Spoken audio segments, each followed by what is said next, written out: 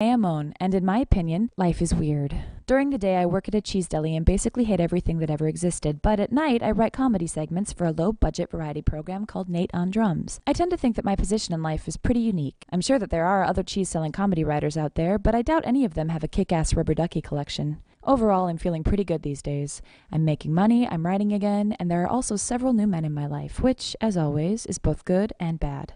Example 1. Nate Perbix. Nate hosts the show, and I'm pretty sure he wants me, but there's just so much I don't know about him. For example, I've spent the past few months simply trying to determine Nate's ethnicity. I think he's an Eskimo. But he also listens to Rush, and I just can't imagine that Rush would have a lot to say to an Eskimo.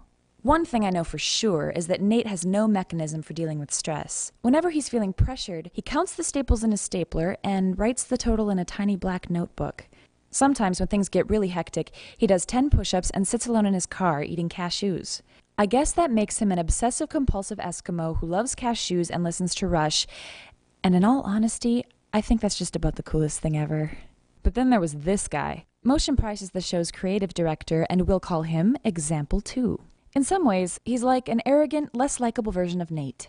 Motion pretends to drink bottled water, but he really just has one bottle that he refills in the bathroom sink. I know, because I wrote stupid on the bottle, and he never noticed. Thanks to a rich uncle, Motion has far more money than he deserves. His real passion is finding clever ways to show me how full his wallet is. Despite all his quirks, Motion still finds time to reinforce white suburban stereotypes by wearing a backwards baseball cap and eating at Applebee's. Next up, Example 3, David Harris. David is the show's segment producer, and he's all bluster. Yes, he yells, and yes, when he's really going at it, he pretends to punch some invisible person standing at his side, but I can see right through him. He's scared. Every relationship he's ever been in has crumbled despite his best efforts, and he's really just attempting to hide a big puppy heart under a blanket of tyrannical self-loathing. I try to give him advice now and then. Don't keep so much stuff in your ass pockets. Stop winking. Don't drive with your face in front of the steering wheel. Don't talk about your passion for magic, and stop sending somewhat creepy emails at 3 in the morning. When David finds himself, he's going to be a great man. Until then, I plan to stay out of his way. Just to be fair, I should probably talk a bit about myself. As you've probably already realized, I'm one of those people who's smart enough to know that everyone else is an idiot. If you don't believe me, I have years of sarcastic journal entries to prove it.